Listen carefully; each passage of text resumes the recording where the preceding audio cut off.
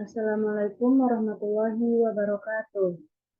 Perkenalkan, nama saya Tinta Yuni Duspa dengan NIM 22231081 dari sisi 68. Baiklah, saya akan membacakan hasil analisis permasalahan pendidikan di Indonesia. Terdapat 7 permasalahan pokok pendidikan di Indonesia, yaitu 1. Pemerataan, 2. Kuantitas, 3. Kualitas, 4. Efisiensi, 5. Efektivitas, 6. Relevansi, dan 7. Tenaga pendidik dan tenaga kependidikan. Yang pertama, pemerataan. Fenomena permasalahan pemerataan pendidikan di Indonesia yaitu seperti pemerataan pendidikan di Provinsi Sulawesi Tengah. Kecamatan Luwu, Kabupaten Banggai, Provinsi Sulawesi Tengah adalah salah satu contoh daerah tertinggal yang masih sangat kurang dalam memberikan pelayanan pendidikan kepada anak-anak, seperti masalah kekurangan guru dan sarana prasarana sekolah yang belum memadai. Faktor yang mempengaruhi berkembangnya permasalahan tersebut yaitu keterbelakangan sarana. Di Indonesia, pada umumnya, guru yang mengajar di daerah terpencil tidak betah dikarenakan fasilitas yang tidak memadai. Selain itu, jauh dari pusat keramaian. Fasilitas tempat tinggal guru juga tidak memadai. Akibatnya, banyak guru yang merasa tidak nyaman dan mengajukan pindah ke sekolah yang berada di perkotaan, sehingga terjadinya ketidakmerataan pendidikan. Selanjutnya, upaya penanggulangan permasalahan pemerataan tersebut yaitu yang pertama, dengan sistem PAMONG, yaitu pendidikan oleh masyarakat, orang tua, dan guru ke beberapa provinsi. Yang kedua, mendirikan SD kecil pada daerah terpencil dan berpenduduk sedikit. Yang ketiga, memperbaiki fasilitas. Kekurangan suatu fasilitas sekolah sangat berpengaruh terhadap pembelajaran anak, karena seorang anak akan bersemangat apabila fasilitas yang didapatkannya lengkap. Yang kedua, kuantitas. Contohnya, kuantitas pendidikan di DKI Jakarta. Pemerintah Provinsi DKI Jakarta mengakui hingga saat ini daya tampung sekolah negeri masih belum cukup untuk menerima seluruh lulusan sekolah dari jenjang sebelumnya. Akibatnya, seleksi pun harus diberlakukan, salah satunya melalui sistem zonasi yang memperhitungkan jarak dan usia calon peserta didik baru. Kepala Dinas Pendidikan DKI Jakarta, Nahdiana, menyebut ada sejumlah alasan di balik sulitnya menambah daya tampung sekolah negeri. Salah satunya, sulitnya untuk mendapatkan lahan kosong yang memenuhi standar untuk mendirikan bangunan sekolah, kata Nahdiana dalam konferensi pers Jumat 26/6.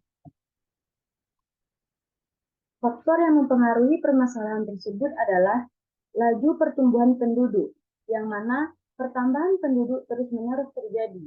Dengan bertambahnya jumlah penduduk, maka penyediaan prasarana dan sarana pendidikan harus ditambah, dan juga terjadinya pergeseran permintaan akan fasilitas pendidikan, yaitu untuk sekolah lanjutan cenderung lebih meningkat dibanding dengan permintaan akan fasilitas sekolah dasar. Upaya penanggulangan permasalahan kuantitas, yaitu dengan menambah jumlah sarana dan prasarana yang ada supaya pendidikan tetap bisa berjalan dengan baik. Yang ketiga, kualitas, seperti kualitas pendidikan di Nusa Tenggara Timur. Gubernur NTT, Victor Bungtilu Laiskodat, pernah mengungkapkan keprihatinannya terhadap dunia pendidikan di NTT. Beliau sangat prihatin sebab pendidikan di NTT secara umum masih jauh tertinggal. Keprihatinan yang disampaikan gubernur bertolak dari kekagetannya terhadap seorang anak kelas 5 SD yang tinggal bertetangga dengannya tidak bisa membaca, lantaran merasa tertekan selama berada di sekolah. Faktor yang mempengaruhi permasalahan tersebut adalah tenaga pendidik yang terbatas atau kurangnya sumber daya manusia, seperti guru-guru yang memiliki kemampuan dan pengetahuan yang luas untuk bisa mengajarkan dan kurangnya keseriusan dalam mempersiapkan layanan pendidikan yang baik, serta kurangnya motivasi para siswa dalam mendapatkan pendidikan. Upaya penanggulangan permasalahan tersebut adalah dengan sistem PAMONG, yaitu dengan menghadirkan guru ke beberapa provinsi yang masih kurangnya kualitas pendidikan. Yang keempat, efisiensi. Contohnya, efisiensi pendidikan di Yogyakarta. Jumlah lulusan yang dihasilkan kata Nizam lebih banyak dibandingkan ketersediaan lapangan pekerjaan yang ada. Lapangan pekerjaan yang tersedia setiap tahunnya berkisar 300 sampai 400 ribu. Sementara, lulusan perguruan tinggi setiap tahunnya sekitar 1,2 juta.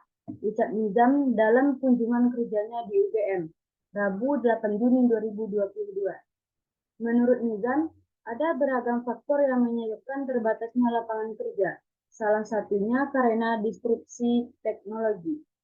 Hal ini telah membuat banyak lapangan kerja hilang, tapi juga membuka peluang lapangan kerja yang baru di masa depan. Kondisi tersebut menjadi tantangan dalam transformasi pendidikan. Ia mengatakan ke depan pendidikan tinggi diharapkan tidak hanya menghasilkan angkatan kerja yang bergantung pada lapangan kerja. Faktor yang mempengaruhi permasalahan tersebut adalah kurangnya lapangan pekerjaan, sedangkan mahasiswa yang sudah tamat di bangku perguruan tinggi semakin bertambah dan tingginya laju pertumbuhan penduduk. Upaya penanggulangan permasalahan tersebut adalah menambah sarana dan prasarana untuk bisa memenuhi pekerjaan yang sesuai dengan minatnya. Yang kelima yaitu efektivitas. Contohnya, Mendikbud menjelaskan 75% sekolah di Indonesia tidak memenuhi standar layanan minimal pendidikan. Berdasarkan pemetaan Kemendikbud terhadap 40.000 sekolah pada tahun 2012, diketahui bahwa isi, proses, fasilitas, dan pengelolaan sebagian besar sekolah saat ini masih belum sesuai standar pendidikan yang baik, seperti diamanatkan undang-undang. Tak hanya itu, nilai rata-rata uji kompetensi guru yang diharapkan standarnya mencapai 70 belum terpenuhi. Nilai rata-rata guru kita yang kita harapkan 70, namun sekarang baru 44,5, ujar Mendikbud. Faktor yang mempengaruhi permasalahan tersebut adalah tidak sesuainya kompetensi guru, sehingga pembelajaran tidak efektif untuk dilakukan, dan kekurangan tenaga pendidik dan tenaga kependidikan. Upaya penanggulangan permasalahan tersebut adalah dengan menambah tenaga pendidik dan memberikan aspirasi kepada masyarakat untuk bisa membantu terlaksananya efektivitas pembelajaran. Yang keenam, relevansi. Direktur Jenderal Dirjen Bimbingan Masyarakat Kristen Kementerian Agama, Profesor Thomas Penturi membahas penerapan program nasional Kita Cinta Papua di perguruan tinggi umum. Kata Pak Menteri, jangan anak-anak Papua hanya diterima di lembaga pendidikan keagamaan Kristen, tapi kalau bisa mereka juga masuk di lembaga perguruan tinggi umum, ucap Profesor Thomas Penturi di Ambon. Hal tersebut ia sampaikan dalam fokus grup diskusi mengenai seleksi nasional penerimaan mahasiswa baru perguruan tinggi keagamaan Kristen Negeri yang digelar di Auditorium Institut Agama Kristen Negeri Ambon. Satu program penting yang saya kira akan menaikkan nama Kelembagaan Pendidikan Tinggi Keagamaan Kristen adalah KCP, Afirmasi Pendidikan bagi Anak-anak Papua, katanya. Faktor yang mempengaruhi permasalahan tersebut adalah kurangnya aspirasi masyarakat terhadap pendidikan, sehingga pendidikan dianggap hal yang tidak penting.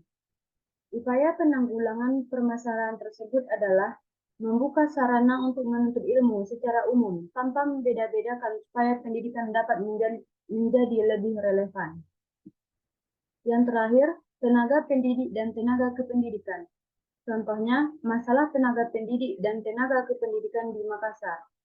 Pada saat ini banyak terjadi permasalahan pendidikan mengenai banyaknya guru yang mengajar tidak pada bidangnya, seperti halnya yang terjadi di Sekolah Dasar Impres Minasa UPA 1.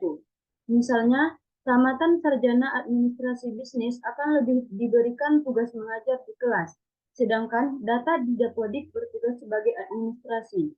Sebut saja RH, salah satu orang tua murid SD Impres Minasa UPA 1. Merasa akhir-akhir ini daya belajar anaknya semakin menurun akibat menerima pelajaran dari guru yang tidak profesional karena bukan bidangnya, ucap RH pada media, Rabu 26 Februari 2020 di BTN Minasa UPA. Faktor yang mempengaruhi permasalahan tersebut adalah tenaga pendidik tidak bekerja sesuai dengan bidangnya yang akan mengakibatkan kurangnya pekerjaan bagi masyarakat yang lain dan membuat siswa kurang memahami pelajaran. Upaya penanggulangan permasalahan tersebut adalah memberikan kesempatan kepada guru untuk meningkatkan kompetensi pada bidangnya dan tidak memperbolehkan bekerja jika tidak pada bidangnya. Mungkin hanya sekian dari saya. Saya sudahi dengan Assalamualaikum warahmatullahi wabarakatuh.